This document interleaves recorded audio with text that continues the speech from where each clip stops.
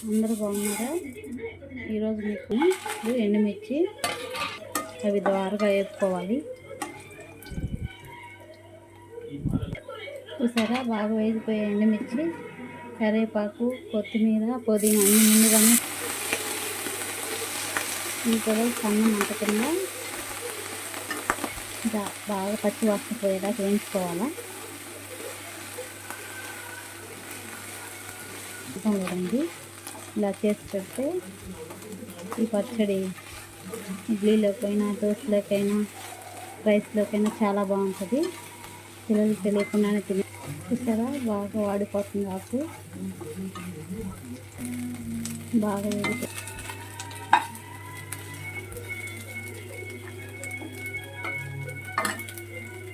మళ్ళీ ప్యాన్లో ఒక ఆయిల్ వేసుకుని 2 టేబుల్ స్పూన్లు ముందుగా టమాటాలు తరిగి పెట్టుకున్నాను, ఒక 4-5.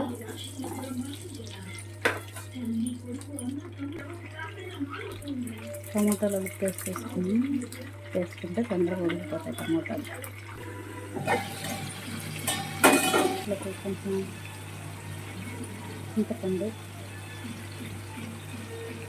కొంచెం అల్లం ముక్క కూడా వేసుకున్నాను, టేస్ట్ బాగుంటుంది. అన్నీ వేసేసాను. కొంచెం తగినంత ఉప్పు వేసుకున్నాం, ఒక 2-3 తెల్లబాయలు. ఇప్పుడు మిక్సీ పట్టేసుకున్నాం, చాలా బాగుంటుంది.